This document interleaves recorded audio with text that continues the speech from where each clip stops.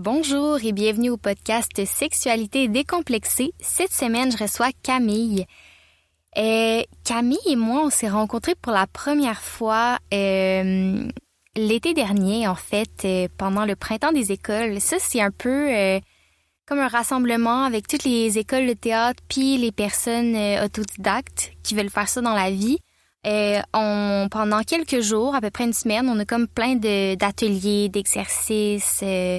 Puis le but, c'est aussi un peu apprendre à se connaître parce que souvent, l'école de théâtre, c'est très intense. Fait qu'on n'a pas le temps tant que ça de rencontrer les autres personnes des autres écoles. Fait que c'est comme créer un petit rassemblement, un lieu de rencontre. Puis c'est là que j'ai rencontré Camille pour la première fois. Puis ça a vraiment été un match. On s'est tout de suite aimés. On a commencé à jaser pendant des heures ensemble.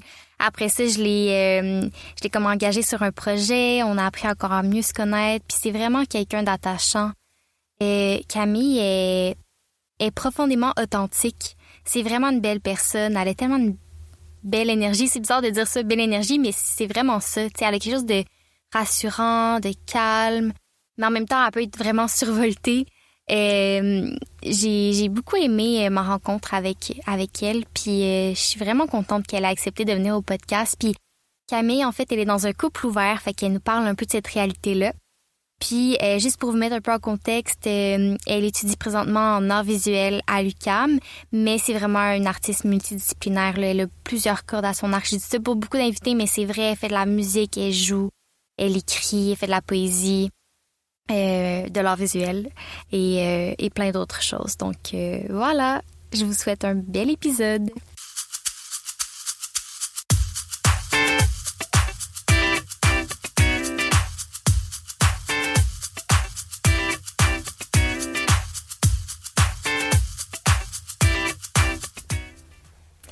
Camille, comment tu vas? Ça va très bien. Et toi, ça va? Oui, ça va. Comment tu te sens en fait en ce moment d'être ici, Je suis très contente. C'est la première fois que je me fais inviter à un podcast, donc je suis super excitée. J'ai vraiment hâte de parler. J'aime bien ça parler, blablabla. J'aime ça. Je parle tout le temps beaucoup, donc je suis super contente. Ça, c'est vrai. Pour te connaître, je peux dire que c'est vrai. Ouais. Puis je sais que tu as pris du temps un peu avant d'accepter l'invitation. Mm-hmm.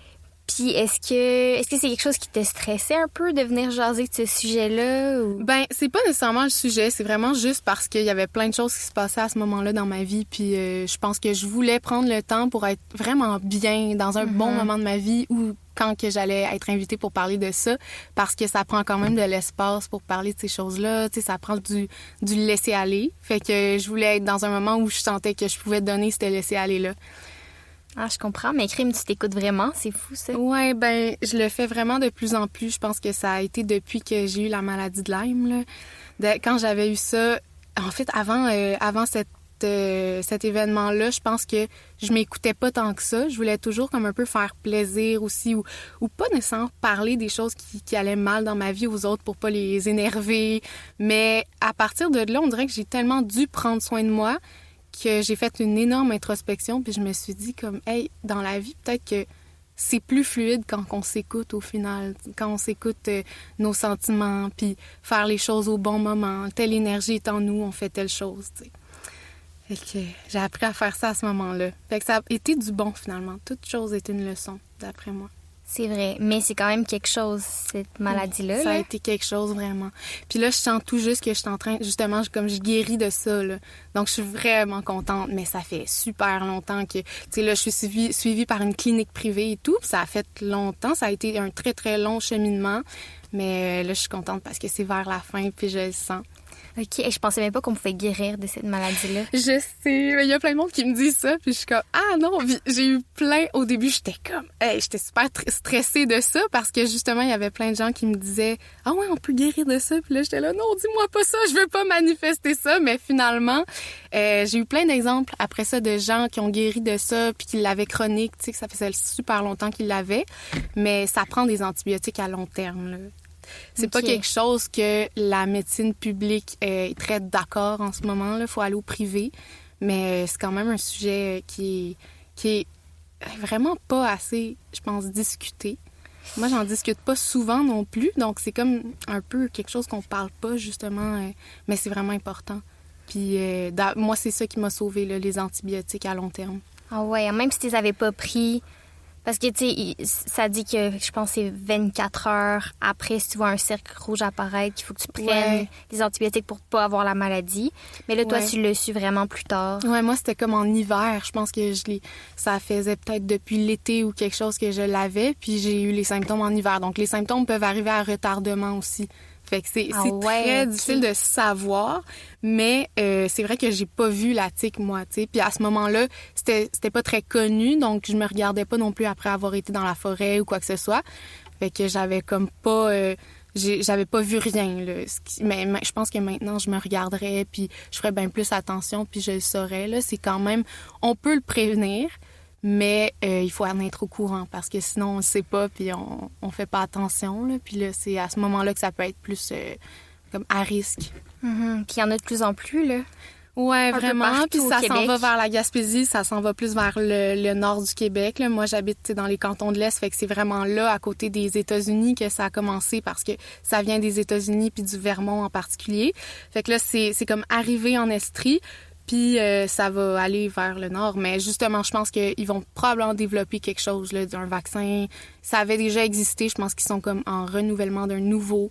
Fait que les recherches sont là, mais sont trop lentes, d'après moi. Là. Ben oui, absolument. Mais aux États-Unis, est-ce que justement il existe un vaccin si cette maladie-là existe depuis longtemps?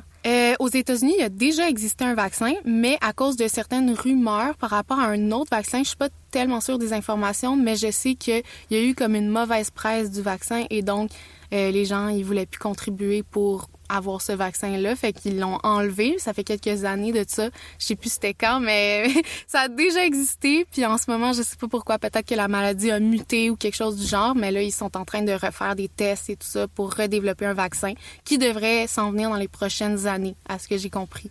Ah mon Dieu. Ouais, c'est quelque chose. On espère. Ouais, mais je suis contente de pas... parce que avant... En moi, ça me causait une lourdeur, tu sais. On dirait que je m'identifiais un peu à ça. Puis là, je suis contente là, de plus la sentir autant, que je sens une légèreté arriver avec la guérison, tout ça. Puis ça me fait vraiment du bien. Ça a été comme une purge. Sûr. Ça a fait plein de choses dans ma vie, cette maladie-là. Ça m'a fait réaliser plein de choses. C'est une introspection que j'avais besoin. Ça l'a fait en sorte que j'ai appris à vivre d'une autre façon parce que je suis vraiment intense. Moi, je veux toujours faire plein de choses en même temps, plein de projets en même temps. Puis je pense que, justement, le fait de m'écouter, c'est ça que ça m'a appris. Le fait de m'écouter quand je suis fatiguée. Tu sais, j'avais l'habitude de dire toujours oui à tous les événements. Mais maintenant, je décide ce que je veux faire, ce que je trie un peu les choses dans ma vie, puis je m'écoute vraiment plus là-dedans. Fait que ça a été une belle leçon. Je pense que tout arrive pour une raison. C'est sûr, mon Dieu. Mais, puis tu sais, mettons, pour ceux qui nous écouteraient, là, puis qui connaissent pas beaucoup cette maladie-là... Ouais, c'est important d'en parler, c'est Oui, vrai. Je pense que oui. Je suis contente, finalement, d'en parler en ce moment. Ça n'a pas rapport, mais tu sais, ça a donné comme ça, puis ça doit être pour une raison aussi. Tu sais, il y a des gens qui ont besoin de l'entendre, avoir de l'espoir aussi par rapport à ça. Ben, exactement. Je sais qu'il y a eu des suicides à cause de cette maladie-là aussi. Je sais, non, vraiment. Puis tu dirais que toi, c'est quoi les symptômes que tu as ressentis? Ben, c'est parce qu'il y a comme environ, je pense que c'était ça le chiffre, 70 symptômes. Il y a une grande liste de symptômes.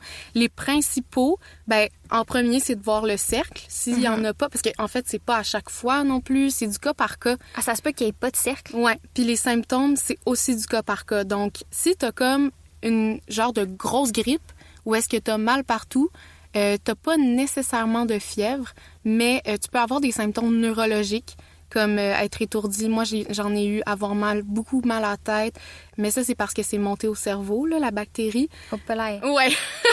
mais c'est ça l'affaire, c'est que ça voyage dans le liquide, tu sais, ça voyage dans le sang.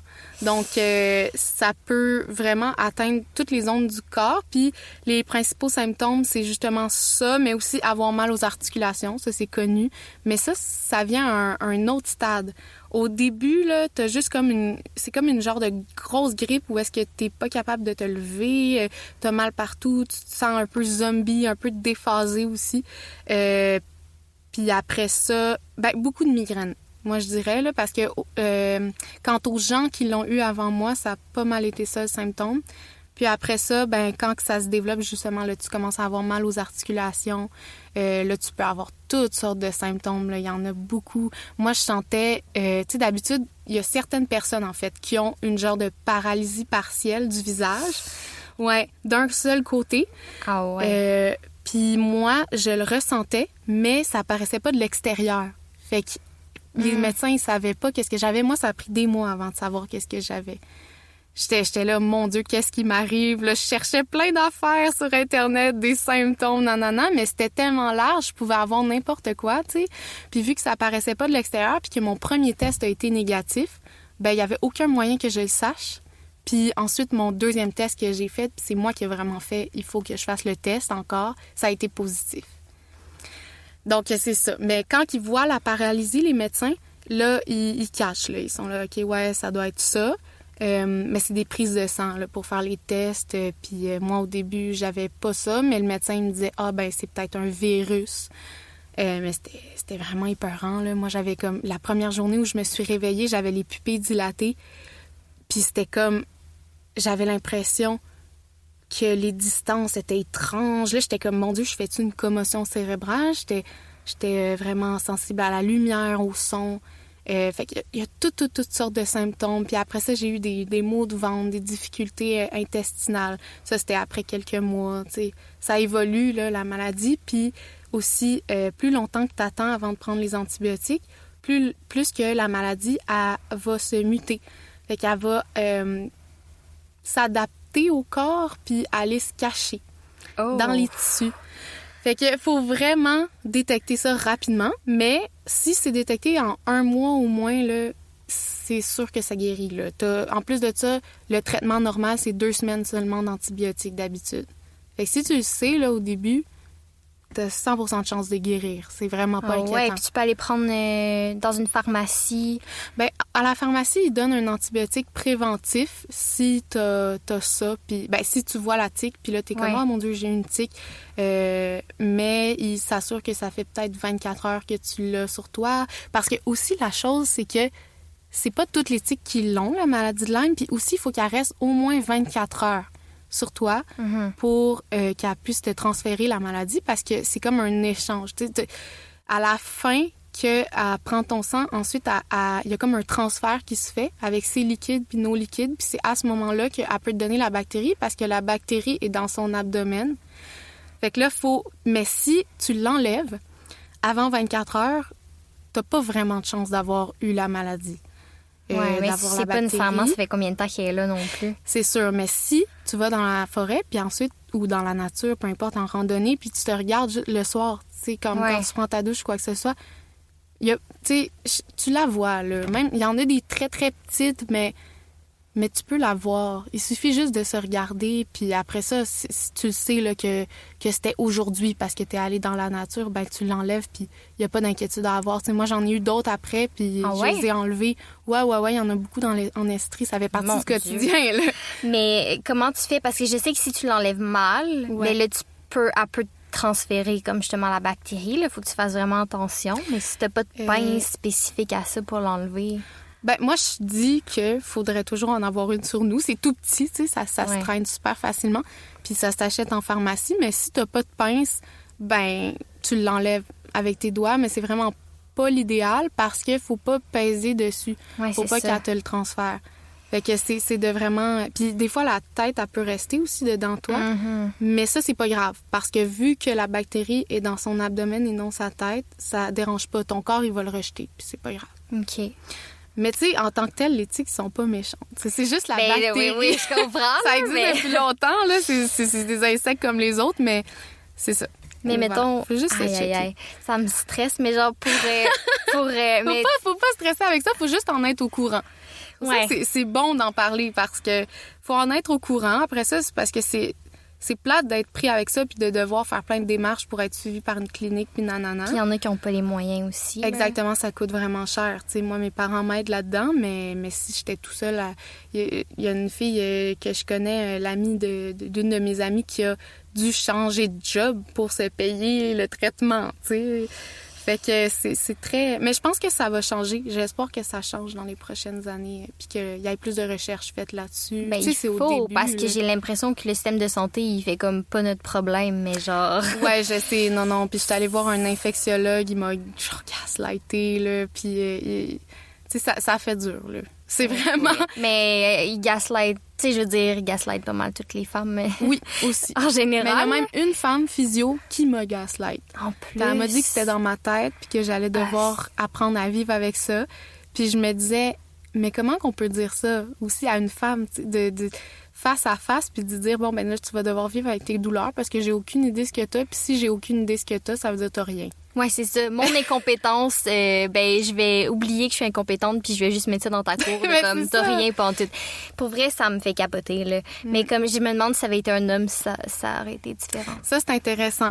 C'est dans le thème du podcast aussi un peu, non? Oui. Mais ouais, je sais pas. Je pense que la maladie de Lyme en tant que telle, c'est que il y a tellement de symptômes que c'est difficile de... Puis aussi, les recherches sont pas assez faites là-dessus en ce moment. C'est au début, tout ça. Donc, je pense que pour les hommes et les femmes, c'est un peu la même chose. Mais quand même, dans le système médical, il y a toujours eu une infériorité des femmes par rapport à la crédibilité qu'on a face à un homme médecin surtout.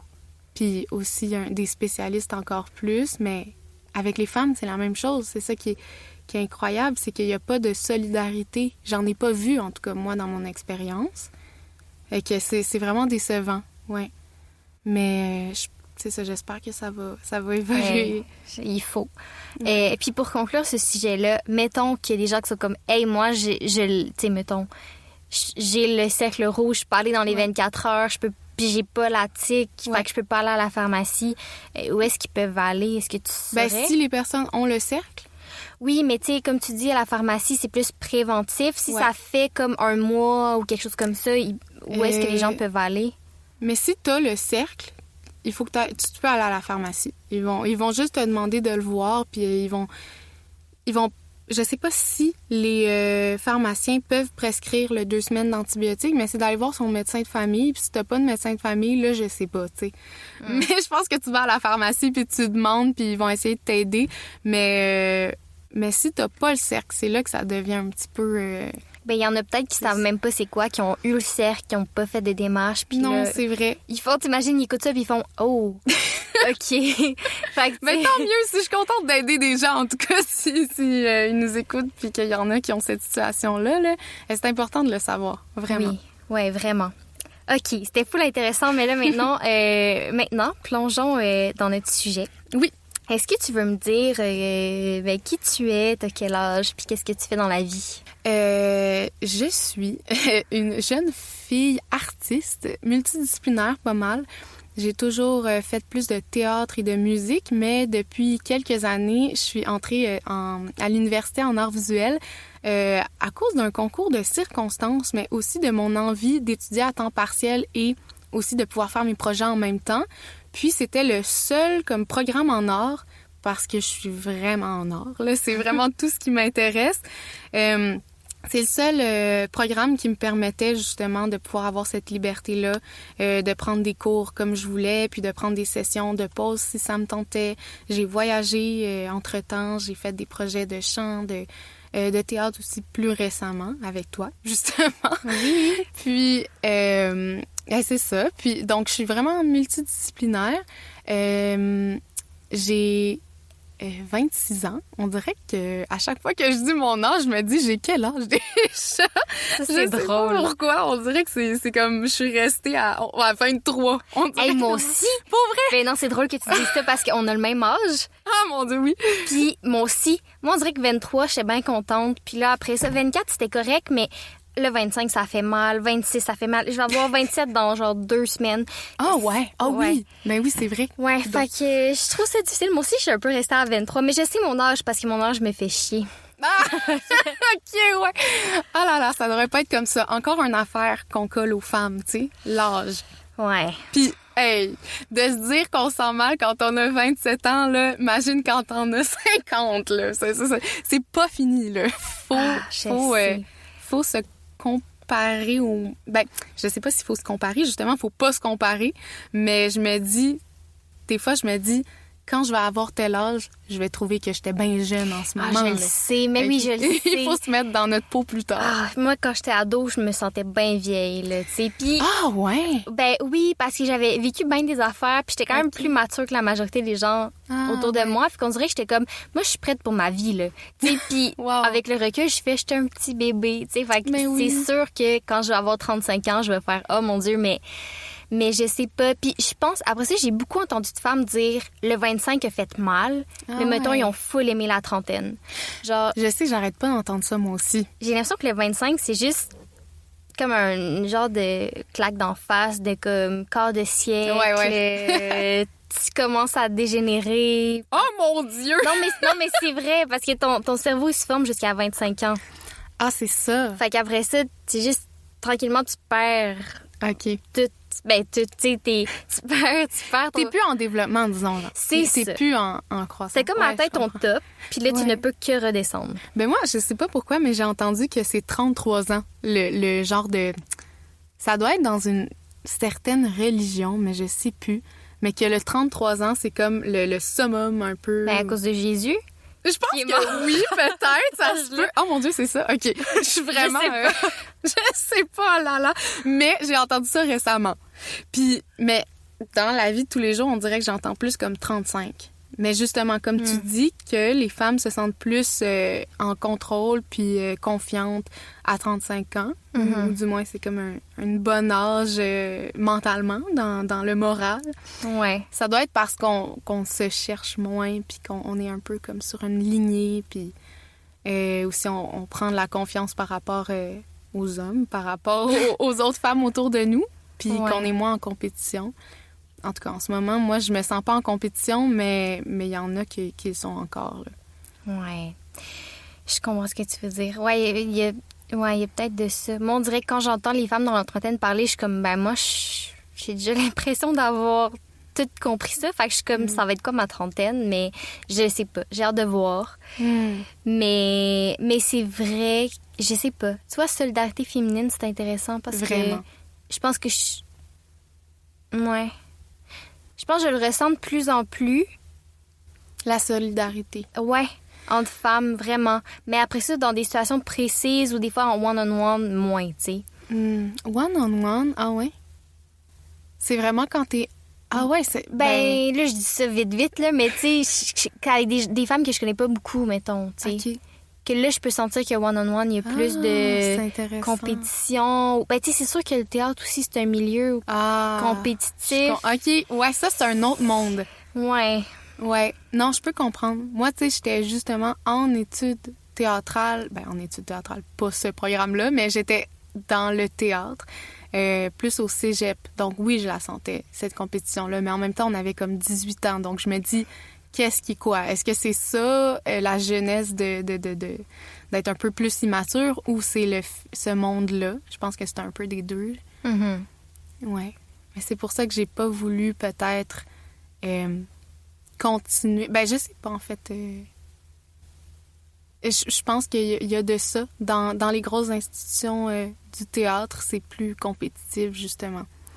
Puis, pour étudier plus après, là-dedans, il y en a beaucoup de compétition, là. Puis, entre les femmes, tandis que ça devrait pas.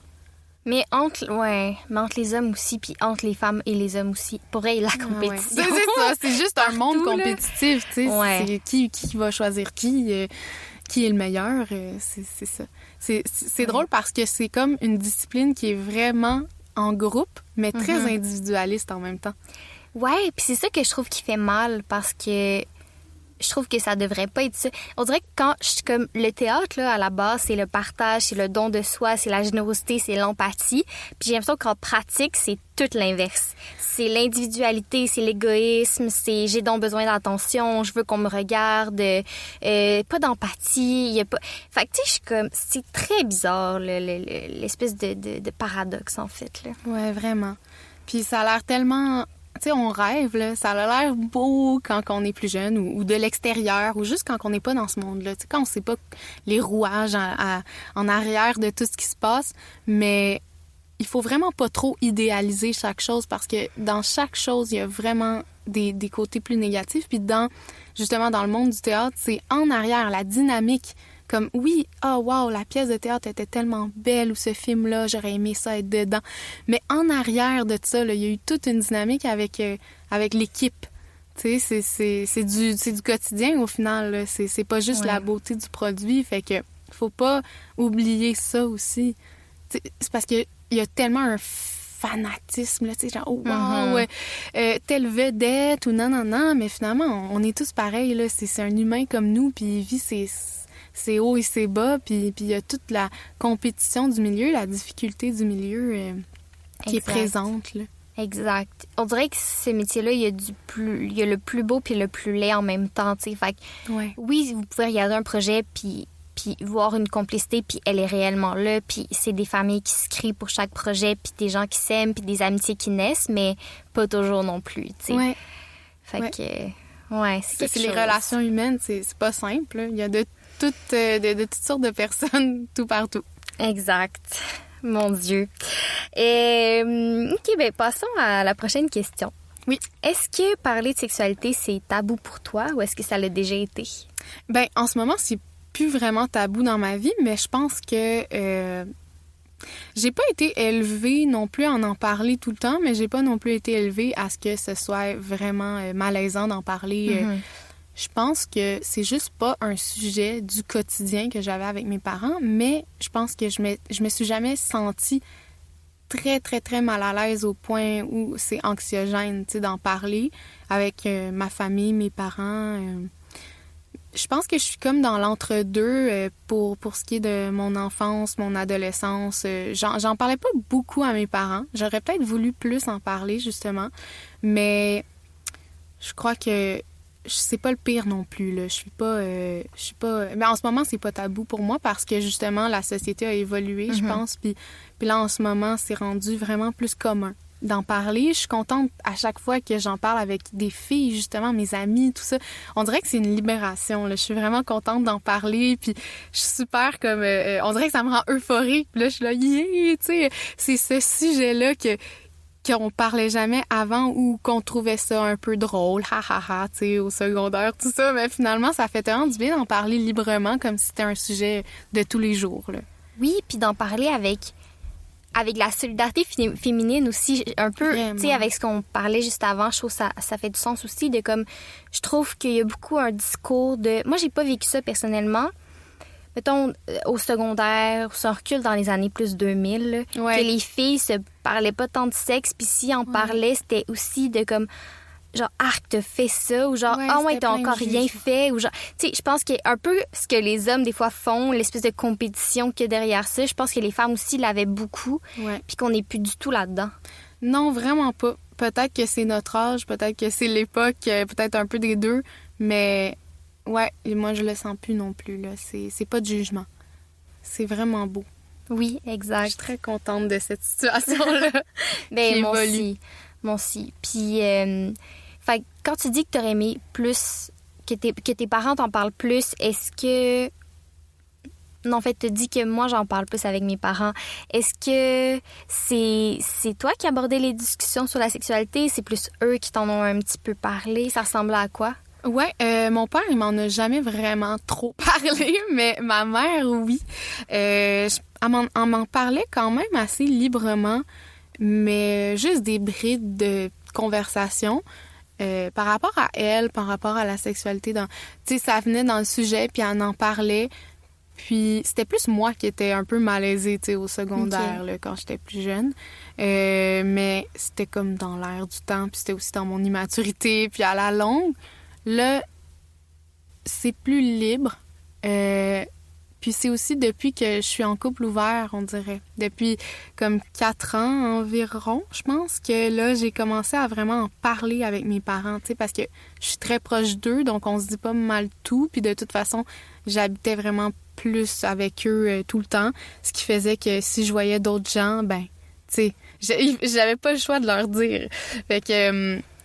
Là, je leur en ai vraiment parlé, puis c'est à partir de ce moment-là qu'on a vraiment eu des conversations là-dessus. Puis, tu sais, mes parents, ils me posaient des questions comme pourquoi, c'est quoi le but d'être en couple ouvert, puis tu sais, ma mère qui me posait des questions, mais qu'est-ce que tu trouves plus dans d'autres gens? Pourquoi le besoin d'aller voir d'autres gens, puis tout ça? Fait que là, j'ai dû en parler, puis ça a été vraiment le fun parce que ça a été comme moi qui apprends quelque chose à mes parents là-dessus. Ce qui fait que là, ça a été plus libérateur. Puis la relation avec mes parents a vraiment bénéficié de cette situation-là parce que ça s'est ouvert. Crime, c'est donc bien beau. Oui. Mais là, parlons-en justement. T'es en couple ouvert. Je vais tout savoir. Okay. Premièrement, est-ce que c'était ta première relation? T'as-tu eu d'autres relations avant? Ouais, j'ai eu d'autres relations avant, beaucoup. Beaucoup. Mais c'est parce que, ouais, je pense que moi, bon, on dirait que ça fait plusieurs fois que je dis le mot secondaire, là, mais oui, au secondaire, à partir de, je pense, 15 ans, là, j'ai vraiment eu ma première relation sexuelle. Puis j'avais commencé à prendre la pilule contraceptive, tout ça.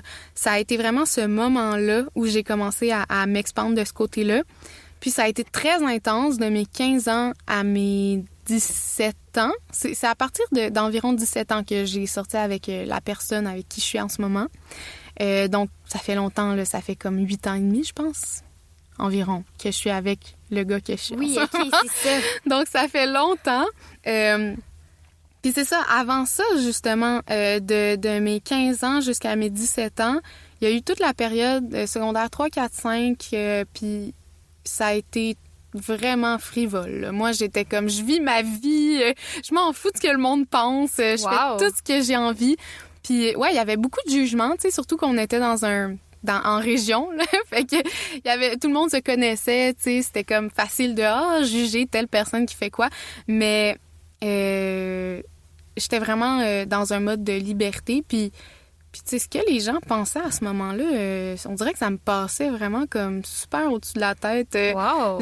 Ouais, ben peut-être pas par rapport à mon apparence. Ça, par contre, c'était vraiment important dans ce temps-là. Là. OK. Mais par rapport aux actions que je faisais, c'était je sais pas, je m'en foutais vraiment, là, des jugements.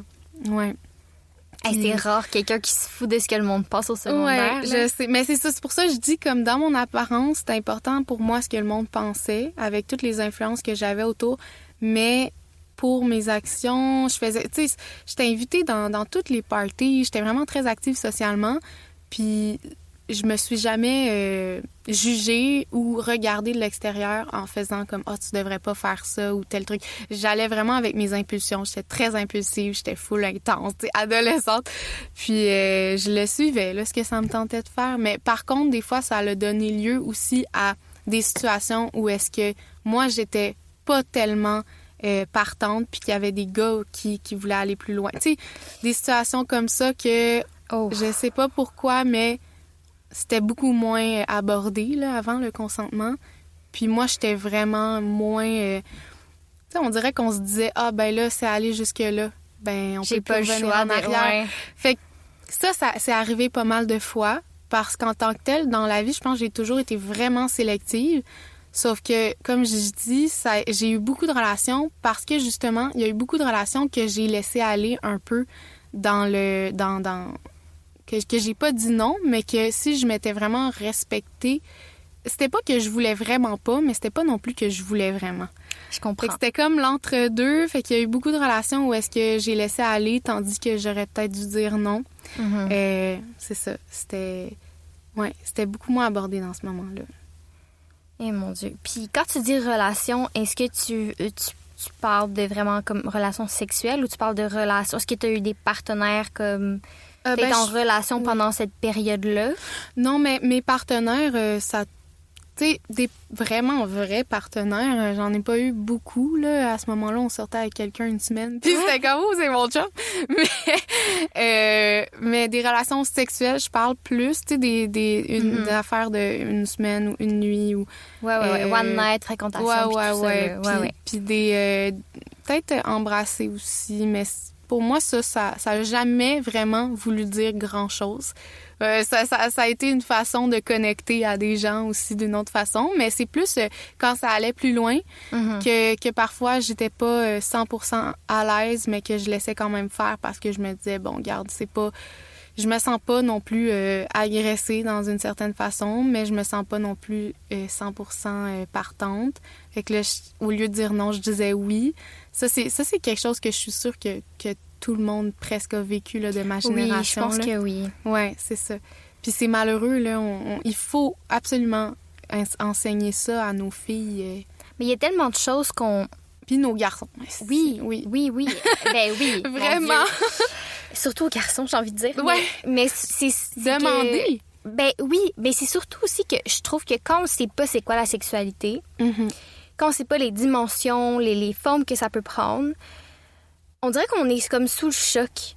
Fait que si l'autre personne, je sais pas, t'es en train de l'embrasser, puis toi, tu te dis, ben moi, je veux juste l'embrasser, puis l'autre personne se met à aller plus loin, des fois, ça peut tellement te surprendre. C'est ça. Puis t'es tellement comme, qu'est-ce qui se passe, que t'as comme pas le temps de réagir, puis là, ça se fait, puis là, tu le laisses aller, mais parce que juste, t'es pas conscient. Puis si on savait tout ça, je pense qu'on serait plus outillés pour faire, ah non, moi, ma limite était là, tu sais. Mais là, c'est que les premières relations sexuelles, t'es juste dans la nouveauté, tu comprends pas ce qui se passe, puis c'est surtout quand t'es pas avec un partenaire dont t'es amoureuse. C'est ça. Fait que moi aussi, ça a été ça.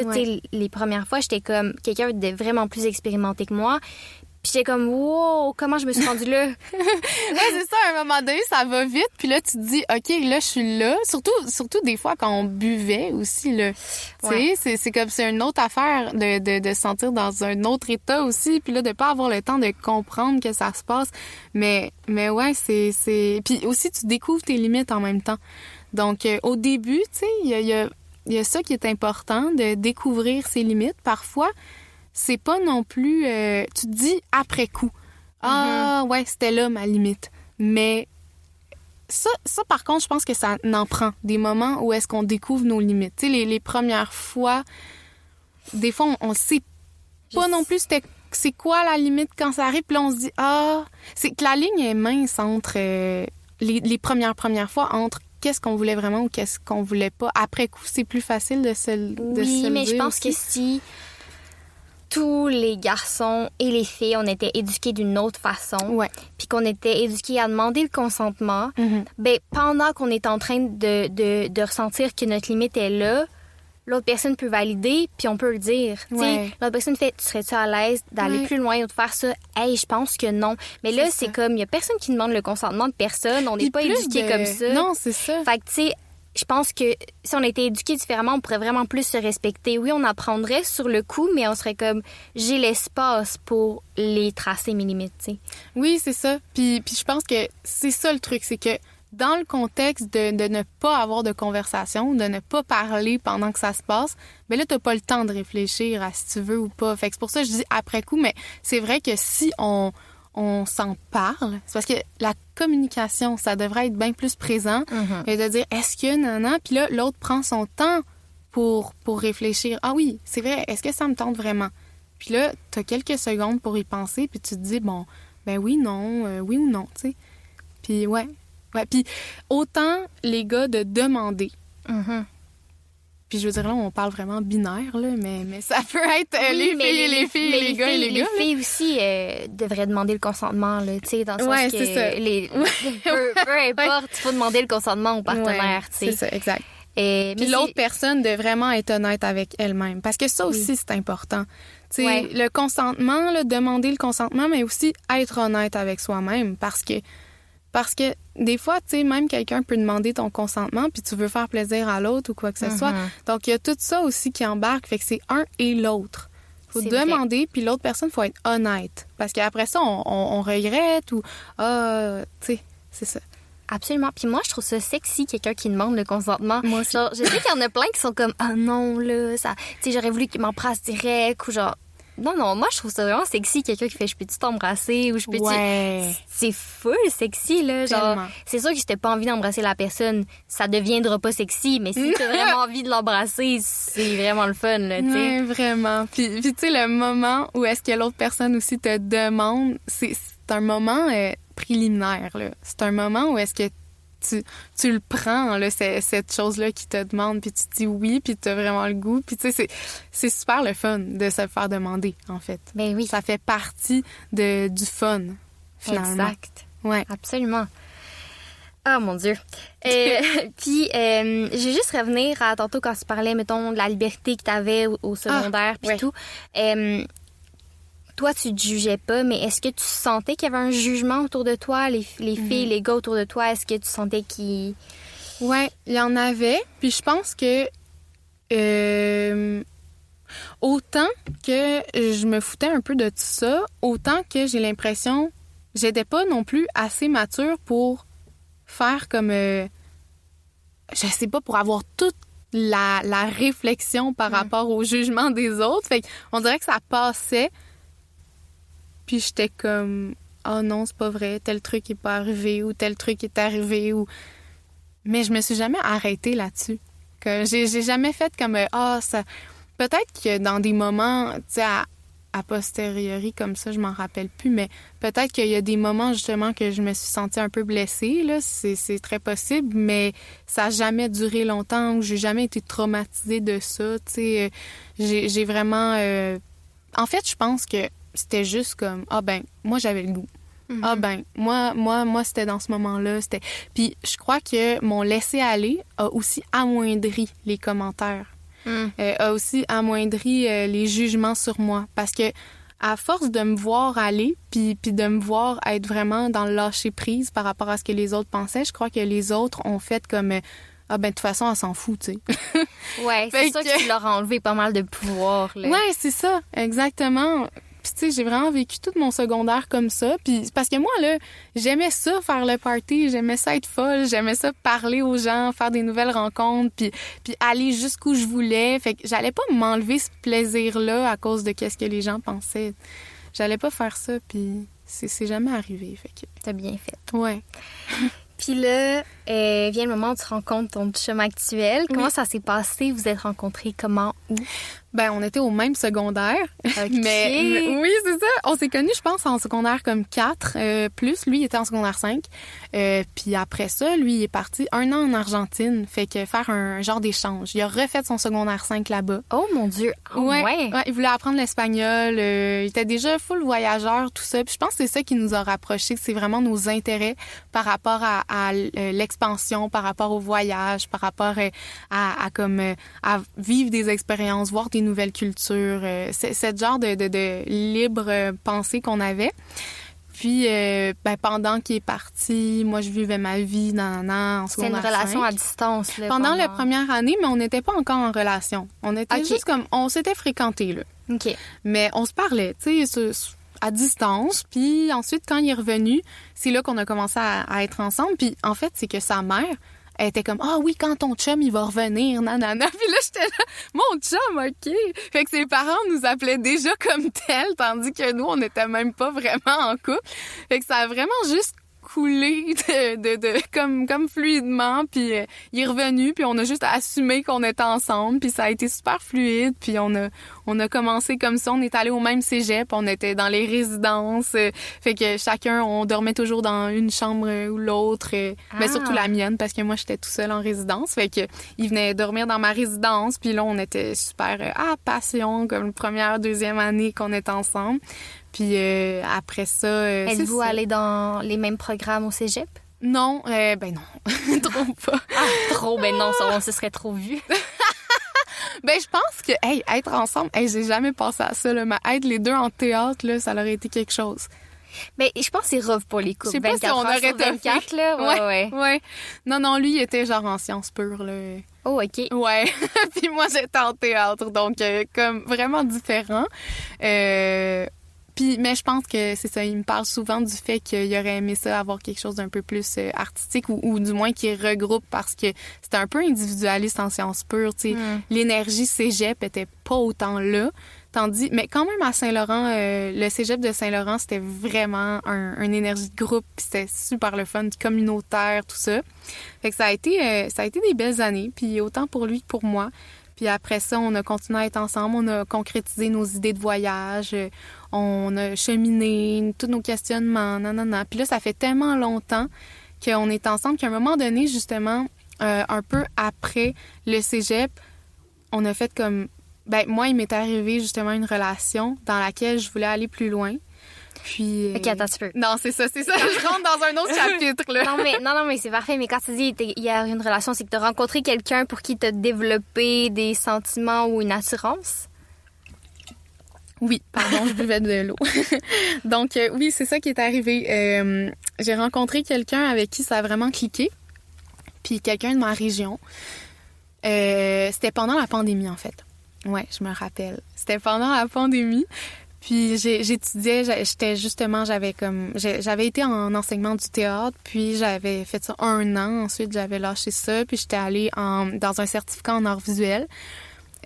J'avais pas envie d'étudier le théâtre à distance non plus, puis tout ça. Ah, je te confirme que c'était de la merde. Toi, tu l'as fait, c'est vrai. Non. Du théâtre sur Zoom, là, c'est l'empire à Oh faire. mon Dieu. Ouais, puis d'ailleurs, j'ai revu plein de gens de mon programme qui m'ont dit qu'il y en avait plein qui avaient lâché aussi après, puis tout. Puis, fait que je suis contente d'avoir pris une décision avant que ça arrive. Puis donc, je me suis inscrite dans un certificat en arts visuels. Je faisais de l'art dans la nature chez moi, là. J'ai vraiment vécu la pandémie, moi, super en douce, là. J'étais libre d'aller prendre des marches parce que, tu sais, à un moment donné, on n'avait plus le droit. Ben, avec le couvre-feu. Non, c'est ça! Hey, cette affaire-là. Mais je l'ai pas tant vécu. Je l'ai vécu une fois. Comme tu veux dire, tu le respectais pas? Ben, c'est parce que moi, j'habite dans la forêt, tu sais, en campagne. Ouais, j'avoue. Fait que là, il y avait personne pour me dire, hey, tu peux pas aller marcher, là. Fait que moi, j'étais super heureuse d'être dans ma situation. J'étais reconnaissante, là. Je sais que, hey, ça a été vraiment tough pour beaucoup de gens. Donc, j'étais très, très reconnaissante d'être dans ce que je faisais. Puis, après ça, j'ai rencontré justement la personne. Puis, on a vraiment connecté. C'était un gars. Puis je voulais aller plus... je l'ai senti, là. Ce gars-là, il m'amenait beaucoup... Il m'amenait comme une vision de la vie plus large, une genre de certaine spiritualité que j'avais vraiment besoin à ce moment-là. Puis une confiance en moi-même aussi. Parce que à ce moment-là, je sais pas pourquoi à ce moment-là, mais je crois que c'est après enseignement du théâtre où est-ce que je me sentais trop comme innocente ou trop... c'est comme si j'avais pas beaucoup de traumatismes de vie ou de bagages, ce qui faisait que j'étais très comme youpi, la vie, tu sais. Puis on dirait que je me sentais comme si je manquais de crédibilité par rapport aux autres parce que ils me voyaient comme quelqu'un un peu innocente ou tu sais, elle a pas vécu grand-chose ou et candide un peu. Là. Candide, exactement. Mais d'une belle façon, pareil. Mais on dirait que moi, je me sentais comme si je valais pas grand-chose à cause de tout ça, mais c'était très inconscient. Mm-hmm. Puis ce gars-là, il m'a particulièrement amené la conscience de la valeur que ça avait d'être aussi up la vie, puis aussi enthousiaste, puis aussi candide, puis que ça apportait au monde, finalement. Que ça apportait de la lumière, que c'était une force, que c'était pas une force nécessairement là, d'avoir plein de traumatismes puis d'être pas content. Là. Non, en effet. Mais c'est ça, puis que finalement, ça, c'était quelque chose de beau que je pouvais apporter aux gens, puis que c'était ma force à moi, finalement, puis que je devais l'utiliser, que j'avais la chance d'avoir eu une super belle enfance, puis que c'était la force que j'avais de pouvoir amener aux gens une façon de voir la vie un peu plus lumineuse, un peu plus plein d'espoir, tu sais. Fait que à ce moment-là, je me suis vraiment rendu compte que finalement, je devais honorer cet aspect-là de moi. Puis, justement, ça, c'est une des choses qui m'a apporté. Qu'est-ce qui a fait en sorte que... Parce que là, il y en a peut-être qui... Mettons ceux qui ont peut-être plus de difficultés avec la conception du couple ouvert et tout, ils te demanderaient peut-être pourquoi si c'était pas un ami, pourquoi c'est devenu une relation, mettons. Ouais, mais c'est ça. Au début, c'était un ami, mais bon, il y avait une attirance physique, tout ça. Puis, beaucoup spirituelle, vraiment profonde, comme vraiment philosophique, puis tout ça. Mais ça m'a toujours attirée. Hein. Chez les gens, comme la profondeur philosophique, puis la profondeur d'esprit, moi, c'est ce qui m'attire en général. Donc, il y avait vraiment une attirance. Puis, je pense que sur un autre niveau, pour débloquer encore une plus grande profondeur dans la relation, ça prenait un rapprochement physique pour que tout soit laissé aller, pour que tout soit débloqué. C'est comme que ça faisait que la relation était soudainement complète, était soudainement très relâchée, puis que là, il y avait plein de choses qu'on pouvait apprendre l'un de l'autre. sur un autre niveau, vraiment plus intimement. Puis je pense que il m'aurait pas appris tant de choses si j'avais pas été là. Mais au début, c'était sûr que c'était une attirance. Puis j'en ai parlé à mon chum, justement. Puis avant que ça arrive, on en avait déjà parlé du couple ouvert. OK, fait que c'était déjà un peu... Est-ce qu'il y avait déjà une ouverture chez les deux chez vous deux, en fait? Ouais, mais on n'était pas sûrs à ce moment-là parce qu'on était... Tu sais, il manquait le petit déclic, justement. Puis là, c'est comme si la vie m'avait amené le déclic avec la rencontre de cette personne-là. Fait que quand cette personne-là est arrivée, ça a été vraiment le « OK, ben on essaye ». Puis c'est vraiment grâce à mon chum parce que j'en ai parlé. Puis à la place de réagir de façon sur la défensive, il m'a juste dit « Ben, je vais te laisser vivre ce que tu as à vivre. Puis même si ça me fait quelque chose à l'intérieur, on va voir. Je vais pas t'empêcher parce que ça va faire un blocage, tu sais, entre nous. Ça va pas nécessairement être mieux. » Donc là, j'ai vécu ça. Puis à travers ça, il y a eu... Lui, il a un petit peu... Au début, là, ça a été vraiment difficile pour lui parce que il a fait face à tous ces patterns de jalousie, de possession, de toutes les choses qu'on se fait apprendre dans la société par rapport à vivre à deux. Qui est selon la société normale. Oui, exactement. Qui est pas du polyamour, qui est vraiment de un à un. Fait que là, tu dois comme posséder l'autre personne. Puis là, c'est ta personne. Mais au final, ça a vraiment fait du bien à notre couple parce que autant moi que lui, ça l'a libéré tellement de choses là en nous, ça l'a fait en sorte qu'on était bien moins attachés l'un à l'autre négativement, comme si on devait vraiment... T'sais, avant, on se disait tout le temps, OK, là, on va passer notre vie ensemble, t'es l'amour de ma vie, nanana. Mais c'était tellement intense que finalement, je pense que ça devenait une pression. Puis excuse-moi, mon ventre fait du bruit. Hey, c'est la deuxième fois que ça fait ça. C'est tellement gênant. Ça me fait jamais ça chez moi. Il n'y a pas de problème. Puis j'arrive ici. Puis là... J'ai même pas remarqué. OK, parce que t'as fait un drôle de regard. Puis j'étais comme, oh non, elle a entendu mon ventre. C'est vrai? Oh non, mais non. Même pas, en fait. Excuse-moi. Mais non. Mais c'est ça. Aïe, aïe, aïe. Puis ce que je disais, c'est que si ça vous a permis de séparer ce qui était négatif. Oui, de tout relâcher, finalement, ce qui était négatif dans la possession du couple, puis d'aller dans une nouvelle énergie de liberté. Puis, ça l'a vraiment été motivant, puis vraiment stimulant pour notre couple. Parce que là, c'était comme... Ça faisait super longtemps, tu sais, ça faisait comme... Ben, super longtemps. Pour un jeune couple, ça faisait 4 ans qu'on était ensemble. Donc là, on était dans une nouvelle étape, fait que ça a renouvelé toute l'énergie de notre relation. Puis on a exploré d'autres choses, on était comme puis on avait surtout beaucoup de conversations. Mettons, mais là, qu'est-ce qui arrive si on est en même temps ensemble dans un endroit, dans un événement ou quelque chose, puis qu'on est attiré à quelqu'un d'autre? Qu'est-ce qui se passe? Est-ce qu'on va vers l'autre personne ou est-ce qu'on se permet ça? Puis là, ça a donné plein de conversations sur le polyamour aussi, parce que c'est pas la même chose. Est-ce qu'on se permet d'avoir des sentiments pour une autre personne?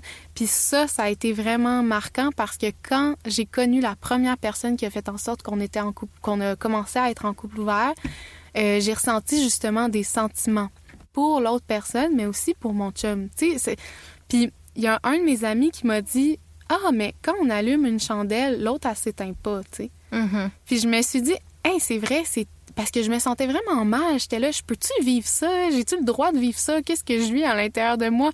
Je peux-tu avoir des sentiments pour 2 personnes en même temps? Puis là, j'étais là, mon Dieu, est-ce que je devrais... Ça veut dire que je devrais laisser mon chum parce que là, j'aime aussi l'autre un peu. Puis là... Mais finalement, non. Tu sais, c'est ça qui est beau, c'est que tu peux avoir des sentiments. Ben, tu sais, en fait, c'est le moment où je me suis dit, ça existe parce que je le vis. Exact.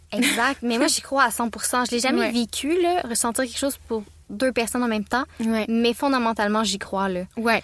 Je sais que ça existe. C'est sûr, des sentiments, tu contrôles pas. Puis pourquoi t'aimerais une personne à la fois? Tu sais, c'est tellement bizarre, là. T'sais. Oui. Non, c'est une conception. C'est vraiment une conception de qu'est-ce qui devrait, là, comme n'importe quelle conception, là. Puis il faut le vivre, en fait, pour se libérer de ça, à moins d'être ouvert d'esprit, là, tu sais. Faut comme le vivre pour se dire, ah oui, ça existe. Puis quand on le vit, on vit plein de sentiments contradictoires. On est là, mais j'ai-tu le droit?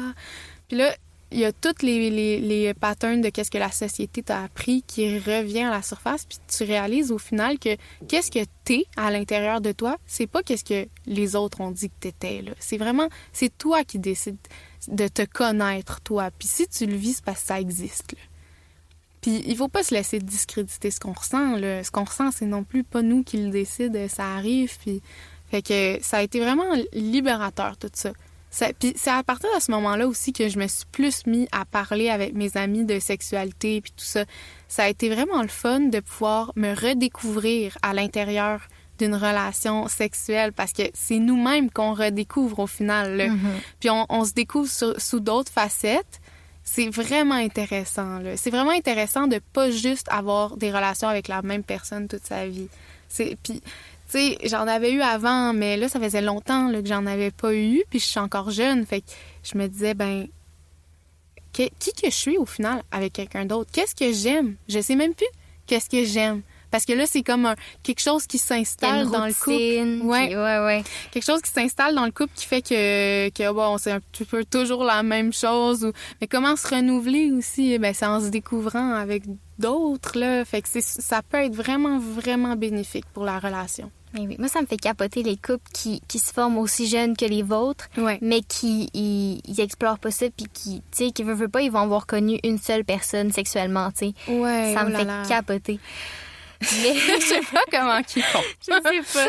Mais, OK, fait que là, est-ce que vous êtes, mettons au début, là, quand vous avez ouvert votre couple, est-ce que vous vous êtes dit des règles claires ou vous êtes allé un peu comme, OK, on faisait fluidement, on verra au jour le jour, tu sais, pour ce qui est des sentiments, quand tu as dit, hey, moi, je pense que j'ai des sentiments pour l'autre personne, est-ce que ça avait déjà été discuté? Est-ce que oui, on a le droit d'aimer quelqu'un d'autre? Tu sais, comment ça s'est passé? À ce moment-là, faut dire que, c'était la pandémie, puis moi, j'étais beaucoup plus en région parce que j'avais pas besoin d'aller à l'école ou quoi que ce soit. J'avais pas non plus d'appartement à ce moment-là. Tandis que mon chum, lui, il en avait un appartement. Donc, il était beaucoup plus à Montréal. Tu sais, c'est comme si lui était confiné un peu plus à Montréal. Moi, j'étais confinée plus en campagne.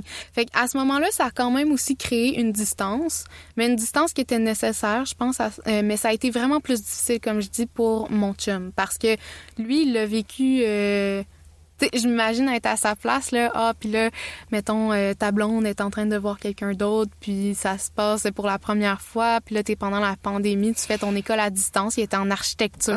Ouais, mais c'est ce qui est difficile aussi, je pense, pour les couples ouverts, c'est que tu vas pas nécessairement... Vous êtes pas coordonnés, là. C'est pas parce qu'un rencontre quelqu'un que l'autre aussi rencontre, fait qu'il y a tout le temps un déséquilibre un peu, des fois, à certains moments, là. Ouais, puis c'est d'être assez fort dans le couple, justement, pour passer à travers par-dessus ce déséquilibre-là, le temps que ça se rééquilibre. Fait que oui, ça a été quand même une passe difficile pour lui, puis moi, ça a été une passe super d'ouverture. Fait que les deux, on n'était pas à la même place. Mais, puis je pense que la pandémie, ça n'a pas aidé là, à travers ça. Lui, il était en ville, tu sais, il était pas dans la même situation que moi. Moi, j'étais super libre, tandis que lui, il se sentait vraiment dans une bulle de pression. Fait que ça a été après qu'il m'en a parlé, après tout ce qui s'est passé. Ça a été après qu'il m'a dit que ça a été vraiment dur pour lui, parce que pendant ce temps-là, on se parlait beaucoup moins. On était vraiment plus distants. Puis après ça, je l'ai écouté, on a discuté, puis on a plus... C'est à ce moment-là qu'on a plus dit... On s'est dit des pas des règles, mais comme des... Qu'est-ce qu'on s'attendait dans notre relation par rapport au couple ouvert. C'est après qu'on en a plus parlé. Puis pendant ce temps-là aussi, moi, j'avais envie d'y en parler librement, mais lui, il était un peu blessé par ça. Puis blessé par la pandémie, blessé par tous les événements. Fait qu'il se refermait un peu. Donc, c'était plus difficile de se parler. Mais ensuite, on était encore ensemble, on avait passé par-dessus ça, puis on s'en est vraiment parlé. Ça a été là qu'il y a eu une ouverture pour nous deux, en même temps.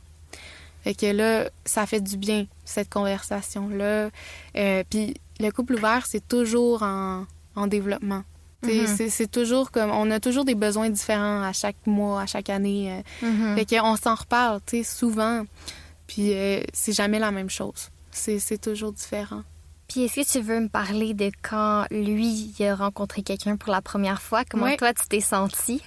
Ouais, ben lui, il était en Amérique du Sud, puis moi, j'avais la maladie de Lyme. Oh mon Dieu! C'était comme drôle parce que ça a fait comme le contraire du début, tu sais. C'est comme lui était en expansion, tandis que moi, j'étais un peu dans une période difficile. Fait que, mais par contre, vu que ça m'était déjà arrivé, moi, je l'ai vraiment bien pris. Pour moi, puis en plus de ça, juste après, je pense, comme peut-être une semaine ou 2 semaines après qu'elle ait rencontré la fille en voyage, moi, j'avais aussi rencontré quelqu'un. OK. Ouais, donc finalement, ce moment-là était plus réciproque. Mais quand il a rencontré, c'est ça. Donc, il est allé en voyage, il a rencontré une fille avec qui il a voyagé avec pendant un petit bout de temps. Puis moi, j'étais supposée au début y aller en Amérique du Sud avec lui, mais j'ai dû tout annuler à cause de la maladie que j'ai eue, puis que je savais pas que j'avais. Mais je l'ai pas empêché de partir. J'étais comme, ben vas-y, on verra si je te rejoins. Finalement, je l'ai pas rejoint parce que ça a pris du temps avant de me rétablir. Mais pendant ce temps-là, c'est ça, il a connu la fille qu'il a connue. Puis moi, j'étais vraiment contente, là. J'étais comme, puis c'est passé quoi? J'étais super excitée. J'étais comme, quand est-ce que ça va? Tu sais, il me disait qu'il l'avait embrassée. Puis là, j'étais là, OK. Puis là, il s'est-tu passé d'autres choses? Puis là, qu'est-ce que tu vas faire quand il va se passer d'autres choses? J'étais comme devenue sa meilleure amie qui en parle. Fait que ça, pour moi, ça, c'est vraiment des beaux moments du couple ouvert. Pour moi, comme...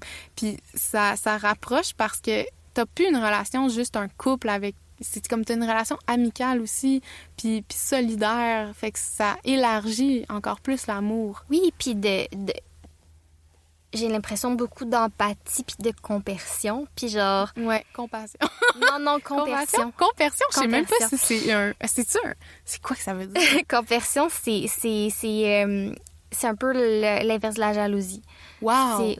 C'est un peu justement je suis donc bien contente de ce que tu vis, puis le fait que toi tu sois heureuse, ça me rend heureux, genre. Fait que c'est comme, mais c'est un nouveau mot, là, c'est... Ah ouais? Ouais, ben peut-être dans les 5 dernières années, j'ai aucune idée, je sais pas, mais je pense que je parlais de ce mot-là à ma famille, puis tu sais, en pensant que ça existe depuis toujours, puis t'es comme...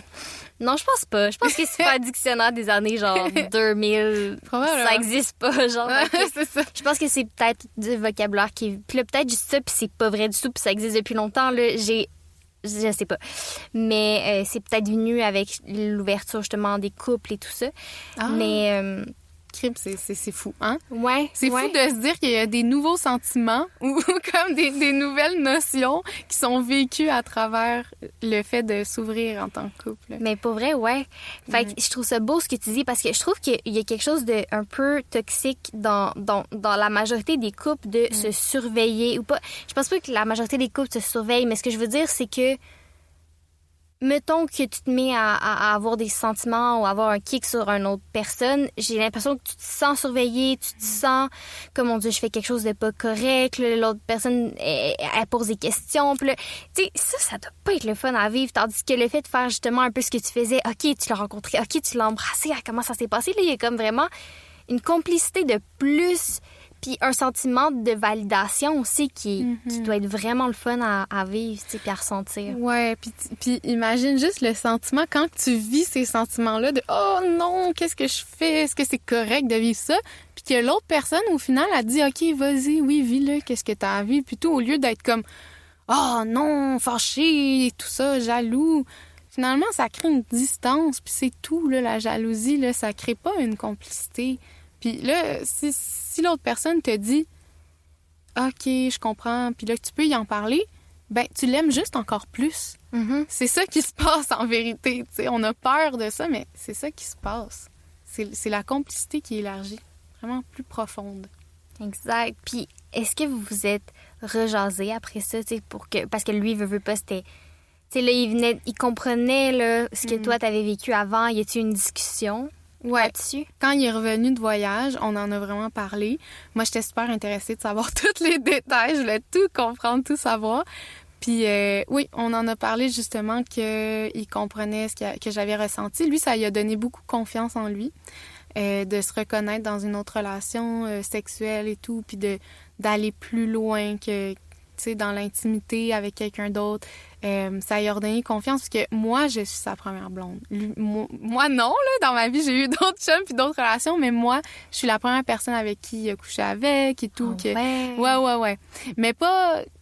Il a embrassé une autre ou deux autres filles avant, je pense, mais j'étais vraiment sa première vraie relation, puis relation sexuelle. Donc, c'est ça. Fait que ça pour lui, c'était plus gros encore. Là. Pour lui, ça y a vraiment... Ça l'a appris à se connaître, ça lui a donné confiance. Puis en plus, il est moins à l'aise peut-être à rencontrer des nouvelles personnes, puis... il y a moins cette confiance-là de... Tu sais, il est pas full cruiser. Fait que... Pour lui, ça y prend vraiment une relation qui clique, une relation premièrement amicale qui est vraiment proche, là. Puis après ça, ça peut aller vers quelque chose de plus intime. Fait que je suis contente qu'il y ait eu la liberté de s'éloigner de moi pendant un bout de temps physiquement pour vivre quelque chose avec quelqu'un, pour se donner le droit de vivre une amitié qui est assez longue pour devenir quelque chose de plus intime. Parce que c'est ça qui est arrivé pour lui. Puis après ça, on s'en est parlé. Puis moi, j'y ai dit, tu vois, c'est de même que je me sentais quand que ça s'est passé. Parce que quand je lui parlais de cette confiance-là que ça donne, ce renouvellement, que tu te sens comme renaître un peu à travers une nouvelle relation sexuelle. Puis c'est tellement euphorique, ce sentiment-là. Fait que je voulais qu'il vive. C'est pour ça que j'ai été très contente quand il l'a vécu. J'ai fait comme bravo. J'ai tellement hâte d'en parler. Ouais. Puis ça l'a donné un renouveau aussi à notre relation à nous. Puis à nos relations sexuelles et tout ça, tu sais. C'est beau, ça. Puis, est-ce que tu dirais... Parce que, tu sais, dans les deux histoires que tu m'as racontées, il y a tout le temps un peu un moment où vous vous éloignez un peu pour vivre ce que vous avez à vivre. Ouais. Est-ce que c'est déjà arrivé que vous soyez vraiment pas en phase puis qu'il y a un des deux qui s'éloigne pour justement vivre quelque chose avec quelqu'un d'autre, puis que l'autre personne est comme « Et moi, j'aurais comme eu besoin de toi en ce moment. » là, tu sais. Ouais. C'est-tu déjà arrivé dans votre dynamique? Ben, au début, tu sais, la première personne que j'ai rencontrée, parce que c'était la pandémie, parce qu'il y avait plein d'autres choses extérieures qui faisaient en sorte qu'il y aurait eu besoin de moi, je pense. Mais il y aurait eu besoin d'un psy ou il y aurait eu besoin aussi de d'autres gens autour de lui, tu sais. C'est que c'était vraiment isolant, là, surtout quand on était en ville. Fait que, à ce moment-là, mais sinon, puis ça a été ce qui a commencé finalement une belle expansion. Fait que je pense que ça a été bénéfique au final, mais sinon, dans les autres cas, pas vraiment, non. Parce que dans les autres cas, sinon, lui, quand il est parti en voyage, puis que moi, je suis restée, que j'étais malade, j'avais accepté qu'il parte pour ne pas rester tout le temps avec moi. Au début, il m'avait beaucoup aidé aussi dans ce qui se passait pour moi. Fait que j'acceptais le fait qu'il était pas là, puis c'est vraiment le choc du début. Mais après ça, ça a vraiment été fluide. Chacun de notre côté, on communiquait encore, là, même si, mettons, je rencontrais d'autres gens ou quoi que ce soit. Ça a été juste ces 2 fois-là qu'on s'est plus éloigné. Puis est-ce que tu le prioriserais au-delà d'une autre personne que tu rencontres? Tu sais, mettons, je sais pas que... OK, là, t'as prévu voir l'autre personne ce soir, puis t'as vraiment hâte, puis tout. Puis là, il fait « Hey, moi, je fais vraiment pas aujourd'hui. Voudrais-tu rester avec moi, tu sais? Et qu'est-ce que tu ferais? » Ben, c'est jamais arrivé, mais je pense bien que je resterai avec lui, là. Parce qu'à un moment donné, il faut aussi mettre ses priorités sur est-ce que le couple dans lequel tu es plus stable, tu le priorises-tu sur les autres? Puis ça dépend, ça, parce qu'il y a aussi des gens qui sont vraiment en polyamour, puis que là, ils vont se considérer avoir plusieurs chums en même temps ou blondes en même temps. Fait que là, je sais pas eux qu'est-ce qu'ils font dans ce cas-là. Mais moi, en fait, dans ce qui m'est arrivé depuis, je pense que je dirais que oui, je le prioriserais. Ouais. Puis est-ce que, justement, vous avez des discussions sur le polyamour puis tout ça? Qu'est-ce qui... Tu sais, parce que là, j'ai l'impression qu'il y a eu des gens qui ont été de passage dans vos vies à tous les deux, même si vous avez peut-être développé des sentiments pour eux. Qu'est-ce qui a fait qu'ils sont pas restés dans vos vies, ces gens-là? Lui, parce que lui, en fait, c'est la seule personne là, qu'il a rencontrée jusqu'à date. C'est la première. Donc, ça a été la distance. Mais moi, de mon côté, ça a été toutes sortes de situations. La première, elle s'est terminée vraiment fluidement. Vraiment comme les deux ont on s'est juste arrêté de se parler à un moment donné, que c'était plus... moi, j'étais plus à Montréal. Ça a juste donné comme ça. Puis les deux, on a accepté parce qu'on s'en était déjà parlé. T'sais, on était comme, si à un moment donné, ça ne tente plus, on se le dit, là. Mhm. Puis après ça, d'autres relations, que c'était plus la distance, d'autres qui se sont faites une blonde ou qui ont eu une autre relation. Fait que là, mais tu sais, ça a juste donné comme ça. Je sais pas qu'est-ce qui se serait passé s'il y avait pas eu de fin de relation. Tu sais, je sais pas. Parce que justement, j'ai pas vécu des si longues relations. J'ai vécu des relations de quelques mois, mais pas plus. Pas 1 an, mettons, là. Mm. C'est pas arrivé, fait que je sais pas. Je sais pas qu'est-ce que ça donnerait. Ah, c'est fou. Puis est-ce que... Ben, comment les gens réagissaient quand tu leur disais, moi, je suis en couple ouvert? Est-ce que les gens étaient à l'aise ou tu sentais qu'il y en a qui étaient comme, moi, je suis pas à l'aise là-dedans? Mes parents, au début, ils se demandaient, tu sais, ils étaient là. Puis aussi, mes parents aiment beaucoup mon chum, donc ils étaient un peu inquiets, là. Ils étaient comme, mais qu'est-ce qui va arriver? Puis il y a eu plusieurs phases, là, tu sais, c'était comme, qu'est-ce qui va arriver? Fait que là, vous êtes plus ensemble ou quoi? Mais là, de toute façon, si vous êtes plus ensemble, c'est correct, si tu l'aimes plus, ça va, tu sais. Là, j'étais comme, non, mais c'est pas ça. Fait qu'il s'est passé plein de choses pour eux, mais au final, ils ont compris, tu sais, à force que je leur en parle, puis de le vivre, mais je crois que c'est vraiment internalisé, là. Ils ont vraiment c'est un blocage qui est plus profond, là. C'est vraiment quelque chose qui leur a été appris. Fait que c'est dur de leur faire comprendre sans qu'ils l'aient vécu. Mm-hmm. Donc, tu sais, je pense qu'en ce moment, là, c'est juste parce que ni un ni l'autre, on voit personne en ce moment, mais je crois que si ça réarriverait puis que mes parents seraient impliqués d'une certaine façon, que j'habiterais plus chez eux, peut-être qu'ils comprendraient mieux que la première fois, mais je pense pas qu'ils comprendraient vraiment jamais à 100%. Je comprends. C'est ça. Fait que oui, il y a eu mes parents. Après ça, mes amis étaient contents pour moi. Il y en a un qui m'a demandé, mais c'est quoi la différence, mettons, entre ton chum puis l'autre personne maintenant? Tu sais, c'est comment qu'on sait qui t'aime le mieux? Qu'est-ce que... Tu sais, fait que j'ai dû expliquer, là. J'ai dû expliquer qu'est-ce qui se passait, mais toujours dans la bienveillance. Il y a jamais personne... Puis c'est même ma grand-mère, en fait, elle a compris, là. Plus que mes parents, là. Elle était passionnée, là. Elle me posait plein de questions. Je pense qu'elle aurait voulu vivre ça dans sa jeunesse. Oh, elle c'est était trop là. beau. Nous, on se mariait, puis on n'avait même pas eu de relation sexuelle. Ça avait pas d'allure. Épouvantable. Ouais. Oh, mon Dieu. Puis est-ce que dans les personnes que tu as fréquentées, quand il venait un moment, j'imagine, où tu leur disais que tu étais en couple ouvert, comment ils réagissaient? Ouais. Les personnes que j'ai rencontrées. Oui, c'est ça. Ouais. Soit que je le disais avant parce qu'on avait des conversations avant, puis on se parlait avant, mettons, de s'embrasser là, pour la première fois. Puis des fois, c'était après, mais c'était toujours très comme... tu sais, je le disais toujours vraiment au début, fait que c'était pas encore scandalisant, là. C'était comme, OK. Tu sais, c'était très accepté, puis aussi, c'est plus des gens de ma génération, justement, que j'ai rencontrés, fait qu'il y avait déjà ça un peu dans leur conscience, que ça existait. Puis je pense que maintenant... tu sais, peu importe qui je rencontrerais, à part si je sais pas, il y en a sûrement des exceptions, mais qui seraient très ouverts à ça. La plupart des gens que j'ai rencontrés étaient ouverts. Moi, ça m'étonne un peu, parce que je trouve que les gars sont très... Puis là, je veux pas généraliser, là, mais moi, mon expérience, il était très... Moi, je veux une blonde, là. Ah, ouais? Ouais. Puis je me souviens, écoute, fut une époque, là, j'étais au cégep, puis genre, j'étais allée dans une seule date dans ma vie. OK. Parce que j'aime pas ça. Attends, t'es allée dans une seule date? Ouais.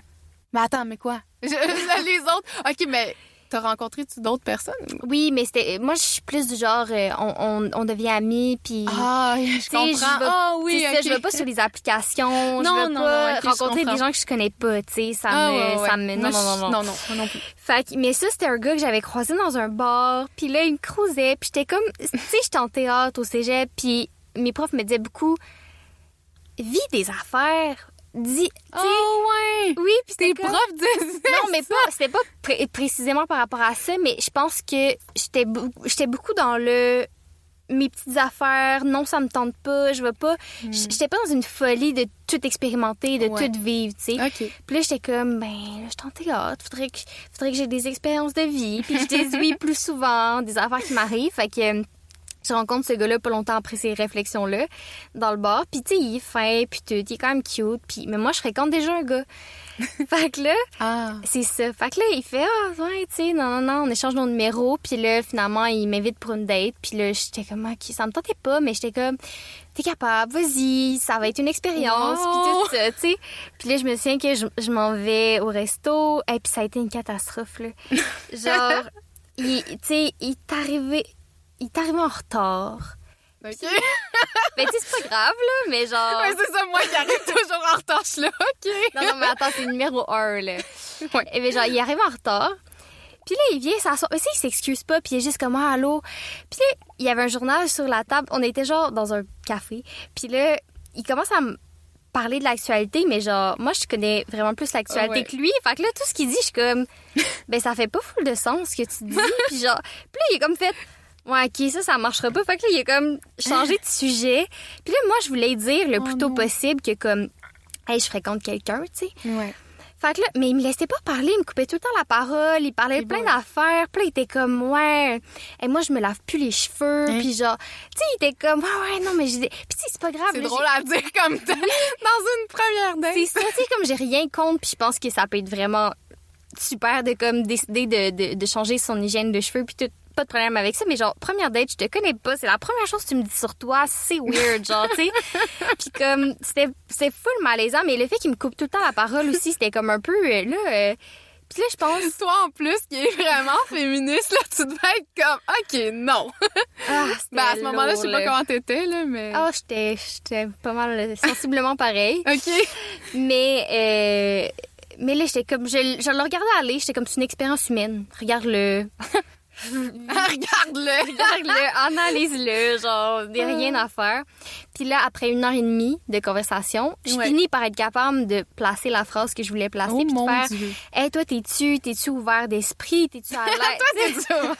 Non, mais j'étais comme, t'es-tu à l'aise de comme, tu sais, j'étais comme, moi, en ce moment, je fréquente quelqu'un, tu sais, fait que je veux juste être honnête avec toi, que t'es-tu à l'aise avec ça? Puis là, il me regarde, là, son attitude, elle change, là. Oh non. Genre, on dirait qu'il est comme les yeux pleins d'eau, puis il est genre, regarde dans le vide, puis il est comme... non. Oui, je te jure, puis il est comme... Hey, non. Hey, dis-moi, moi, je suis à la recherche de la femme de ma vie, là. Moi, je veux... Eh, boy. Mais moi, c'est ce genre de gars-là que j'attire, là. Tu sais, ça m'est arrivé souvent, des gars qui font comme... T'es la femme de ma vie, ou genre, moi, tu sais... Puis je suis comme, tu me connais pas. Genre, on se connaît depuis 2 minutes, là. Tu sais, je sais pas pourquoi j'attire ce genre de gars-là, je sais pas. Fait que souvent... C'est ça. Puis là, ça a comme été super malaisant. Mais là, on a comme pas arrêté. Moi, j'étais comme, mais là, je m'en vais-tu chez nous? Genre, parce que là, clairement, ça, c'est comme, c'est mort, là. Mais finalement. C'est comme ça sert à rien, là. Bonjour. Tu veux-tu devenir mon ami ou sinon quoi, là? Ben, si, pour vrai, je pense que ça a été un peu ça, la conversation. Je suis comme, ben, continuons cette date d'amitié. Genre, bon, puis là, on est allé marcher. Puis là, finalement, on a fini dans un bar. Puis comme. Puis là, je croisais du monde que je connaissais. Puis j'étais comme, pourquoi je vis ça? C'était bizarre. C'est drôle. Puis là, à la fin de la soirée, il est venu me reconduire chez nous. Mais tout ça, ça m'avait vraiment turn off. Puis j'ai un peu fait... J'ai comme senti qu'il voulait peut-être m'embrasser ou venir chez moi. Puis j'étais comme, what the fuck? Tu me dis non tantôt. J'étais comme, non, là, genre... J'étais comme, bye. Puis j'y ai jamais reparlé. Eh boy. Mais genre, c'était une longue anecdote. Mais tout ça pour dire que t'es chanceuse d'avoir... eu des personnes ouvertes d'esprit autour de toi qui ont comme fait hey, moi j'embarque là-dedans puis ben c'est parce qu'aussi je pense que c'est comme un de mes premiers critères là de comme puis en fait c'est parce que je suis attirée par des gens qui sont fondamentalement ouverts d'esprit avec qui je peux avoir des conversations profondes fait que c'est sûr qu'un gars un peu macho ou un gars qui mais il y avait pas l'air macho sinon je serais jamais en l'air d'être avec. C'est ça que je me dis. il y avait pas l'air de ce que c'est devenu, là, tu sais. OK. Ben oui, des fois, faut pas se fier aux apparences, mais c'est ça. Mais je sais pas, je pense que je me tiens dans des cercles aussi qui font en sorte que c'est ces genres de gens-là que je rencontre. Ouais, ça dépend avec qui tu te tiens, tu sais, dans quel milieu t'es aussi. Fait que, c'est ça. Peut-être que justement, après ça, dans tes études en théâtre, tout ça, peut-être que c'était plus du monde de même que t'as rencontré. Ouais, mais il y a des gens de théâtre qui m'ont déjà dit ça. C'est toi, là. Ah ouais. Juste toi. Puis là, je suis comme... Ben ça, c'est sûr que... C'est mon destin, qu'est-ce que je te dis? Mais moi, ça me fait peur, des affaires de même. Faut pas me dire ça, mais... Ne dites pas ça à MJ. Non, s'il Ne vous dites plaît. pas que c'est l'amour de votre vie après 2 secondes de rencontre. Pression, là. Mais non. Fait que... Puis, OK, attends, j'ai plein d'autres questions pour toi. Oui, vas-y. Tu sais, quand tu disais, mettons, ton chum, quand il est allé... Il est allé où? Déjà, excuse-moi, en Amérique... Il est allé en Amérique du Sud. C'est ça, je sais comment elle a-tu nommé le pays. C'est plus sûr. Ouais, en Amérique du Sud. Puis t'étais comme, tu voulais savoir les détails un peu. Je me demande, est-ce que c'était juste comme, un peu comme tu disais, tu sais, comme une amie demanderait les détails pour son autre amie, ou est-ce que ça vous excite de jaser de ce qui s'est passé? Non, excuse-moi, je plonge dans le sujet, C'est vraiment une bonne question. Est-ce que ça peut faire partie de justement repimper votre sexualité en vous racontant la sexualité que vous avez avec d'autres personnes? C'est vraiment une bonne question. En fait, j'ai jamais demandé, lui, qu'est-ce qu'il en pensait de tout ça. Je pense que lui, il a toujours eu un petit peu plus l'aspect de... OK, là, il a toujours été un peu moins excité de me demander des choses par rapport... Tu sais, il veut moins savoir tous les détails, mettons. Mm-hmm. Tu sais, lui, il veut savoir qu'est-ce qu'il y en est, il me laisse vivre ce qui est, puis on vit ce qu'on a ensemble. Mais moi, j'aime vraiment ça, lui demander tous les détails, parce que je suis comme ça dans la vie, tu sais, j'aime ça savoir tout de tout. Fait que là, je lui demande souvent tous les détails, puis moi, c'est quelque chose qui pourrait, m'exciter comme... C'est quelque chose que je pourrais aimer dans ce sens-là, mais on n'a jamais comme rebondi là-dessus, je sais pas trop. Mais on s'est souvent parlé, en fait, de faire des choses à 3 ou de... Mais c'était ça ma prochaine question. C'est ça. Oui, genre ça, oui. On s'en est déjà parlé. Lui, il était partant, moi aussi. Ça n'a juste jamais à donner, mais je pense que c'est quelque chose qui pourrait arriver un jour. Puis toi, est-ce que... Encore une autre question, si t'es pas à l'aise, réponds pas, mais ouais. Est-ce que t'aimerais l'aspect voyeurisme de voir ton chum avec quelqu'un d'autre? Ah! Je sais pas, je pense que j'aimerais mieux participer. je pense que comme juste regarder, je trouverais ça un peu comme là, tu sais, pourquoi je suis pas avec vous là? Fait que je pense que j'en ferais partie là, mais c'est ça. Puis lui, je pense que ce serait la même affaire. Je pense que on en a déjà parlé de ça, ouais. Puis mais c'est lui, en plus, j'ai dit, est-ce que t'aimerais mieux que ce soit une fille ou un gars? Est-ce que ça te dérangerait? Puis je pense qu'il serait ouvert aux deux. Ce qui m'a vraiment... Cool. Ouais, ce qui m'a vraiment étonnée parce que, tu sais, lui, avec un autre gars, il a jamais vraiment senti l'élan. Tandis que moi, avec une autre fille, ça me dérangerait vraiment pas. Fait que je pense que ça m'a surpris. Quand il m'a dit ça, là, il était là, ben oui, tu sais, on dirait qu'il voulait... Ça ne dérangerait pas, ça lui ferait plaisir pour moi, tu sais. Oh, vous êtes trop cute, j'aime ça. Wow. Puis, une autre question, mettons moi, là, j'ai quand même peur des ITSS, là, dans le sens que je pense qu'on nous a bien traumatisés avec ça à l'école quand j'étais jeune. Puis je me demande, justement, plus t'as de partenaires, plus il y a de chances d'avoir des ITSS. Est-ce que... C'est quoi ton rapport avec ça? Est-ce que ça te stresse? Est-ce que ça vous stresse en tant que couple? Moi, ça me stresse plus que lui. Parce que lui, je sais pas, je pense que c'est justement... Tu sais, moi, j'ai eu plusieurs relations avant lui au secondaire, puis à ce moment-là, ça me stressait pas en tout parce que j'étais vraiment... je connaissais pas vraiment ça. Puis, tu sais, dans les cours où est-ce qu'il parlait de ça, j'avais pas vraiment écouté. C'était vraiment pas tant dit. Je sais pas si c'était différent à Montréal qu'en région, mais nous, on n'avait pas full parler de ça. Puis je pense que j'aurais aimé qu'on en parle plus aussi parce que je réalise après coup que j'ai vraiment pas fait attention.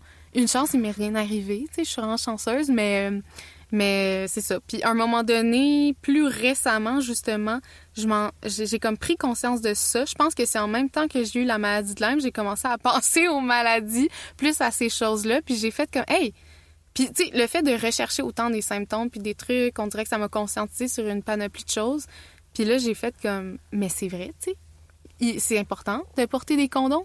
C'est important, genre, de faire attention à ces choses-là. Fait que là, j'ai commencé à, comme, tu sais, là, vraiment plus me faire tester, demander. Tu sais, j'ai déjà, la dernière relation que j'ai eue, j'ai vraiment demandé à la personne qui se fasse tester. J'étais comme, peux-tu faire ça, s'il te plaît? puis il est allé le faire, tu sais. Puis j'ai demandé de faire les tests. Tu sais, on en a vraiment parler, là. Puis aussi, j'ai plus porté vraiment à chaque fois des condoms. Puis même après, tu sais, c'est drôle parce qu'il s'est fait tester. Puis là, il était là, j'ai rien. Il était tout content. Là, j'étais comme... Puis là, on s'en allait faire quelque chose. Puis là, il était là, ah, OK, ben est-ce que je mets un condom ou pas? Puis j'étais genre, oui, je mets un condom. Parce que l'affaire, c'est que lui, il avait couché avec d'autres filles avant. Puis il me l'a dit. Ben après, je veux dire, de se faire tester. Puis j'étais comme, ben oui, comme, mets un condom. Parce que c'est ça. Puis tu sais, on dirait que des fois, il y en a qui sont pas ben au courant. Yeah boy. Puis non seulement ça, là, je suis comme, excuse-moi, mais t'assumes que la fille qui est devant toi à prendre la contraception puis qu'elle scrape son corps. Peut-être pas, là. Peut-être. Ouais, c'est vrai, hein. Je suis comme, t'assumes ça, toi. Ouais. Tu sais, c'est... Ouais. Hey, le nombre de gars aussi, là, ça me fait capoter, là, que genre la fille tombe enceinte puis elle est comme, ben moi, je vais le garder, puis ils sont comme, leur monde s'écroule, puis je suis comme, mais c'est toi qui n'as pas porté de condom, qui s'en foutait, qui n'a pas fait attention. Excuse-moi, mais t'avais juste à faire attention, puis ce serait pas arrivé, là, tu sais. Ouais. Je suis comme une fille qui est comme, moi, je veux un enfant, genre, fait que fuck off. Je vais pas comme, il met pas de condom. Ben, OK, c'est sa responsabilité. C'est comme là. d'assumer, ouais, puis tu sais, t'assumes, s'il fait pas attention, t'assumes qu'il veut un enfant, au pire, là. Ben, c'est ça. C'est comme... Exact. Parce que c'est ça, c'est pas la contraception, c'est pas juste d'un bord, là. C'est poche, là, que ça soit juste de la femme qui doit faire attention. Ben non, là, il faut que ça soit les deux. Exact. Là, le temps file. Hey, je parlerai de ça encore vraiment longtemps avec toi. C'est vraiment intéressant. Mais je pense qu'on n'a pas le choix de passer au sujet que tu veux aborder. Ben, c'était ça. C'était ça? Moi, c'est le couple ouvert. Ben là, c'est bien drôle. Ben oui, c'est le couple ouvert. Ben oui, parce que c'est pour ça, tu sais, que je pense que tu étais intéressée de me parler de ça aussi. Fait que j'ai fait comment? Ben, ça va être mon sujet, tu sais. Fait que pose-moi des questions encore si t'en as, là. Moi, je vais répondre. C'était vraiment ça, mon sujet. Ah, ben là, c'est parfait. Ça tombe bien. Ouais. On a peut-être le temps pour une dernière question. Ben, c'est ça, il y avait plein de questions. Fait que je me disais... Ben oui, oui. OK. Parfait. Écoute... Ben, je pense que je terminerai juste avec la question qui est qu'est-ce que l'adolescente aurait aimé entendre dans le discours ambiant sur la sexualité? Qu'est-ce qui t'a manqué? Ben, comme on avait dit, le consentement, vraiment. Je pense que c'est ça la première chose. J'aurais aimé ça qu'on me dise que c'est correct de dire non. Puis j'aurais aimé ça qu'on me dise que je vaux la peine de dire non aussi. Que comme je peux me respecter là-dedans, puis que c'est correct.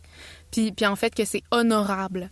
Que t'es pas obligé de dire oui pour être une fille cool ou pour être acceptée ou quoi que ce soit. Puis peu importe la réaction du gars, même s'il change son attitude avec toi justement puis qu'il devient froid et tout ça, c'est pas ton problème. Puis tu devrais pas sentir mal pour ça parce que... C'est la grosse manipulation, là. Oui, parce que ça m'est tellement arrivé justement. Tu sais, juste... Ah ouais? Ben aussi, là, même pas qu'il se passe quelque chose ou quoi que ce soit, mais juste de rencontrer des gars puis de pas oser leur dire que j'avais un chum à ce moment-là, si j'étais au secondaire puis j'avais un chum. Tu sais, de pas oser aborder ce sujet-là de peur qu'il soit moins sympathique. Ça, c'est une affaire. Come on. C'est fou. Moi, ça m'est arrivé aussi, là, de comme... Mettons, je sais pas, j'ai à fréquenter un gars parce qu'on est dans le même établissement scolaire ou on travaille ensemble, peu importe, tu sais. Puis de sentir que cette personne-là a aucun respect pour moi, genre, puis comme moi, j'en ai pas tant plus pour lui, mais j'ai quand même un respect de base, là. Mais, puis de sentir à un moment donné que ça switch. Ouais. Puis que là, tout d'un coup, il y a peut-être un intérêt pour toi, puis il devient vraiment fin. Ah! Puis là, t'es comme... Hey, mais c'est parce que si je l'envoie promener, là, il redevient fucking désagréable, genre. Fait que là... Ouais. Aussi comment j'ai dit que je fréquente quelqu'un dans la vie. Mais ouais, je sais pas. Moi, c'est vraiment... Puis c'est encore quelque chose, tu sais, là, ça m'a pris...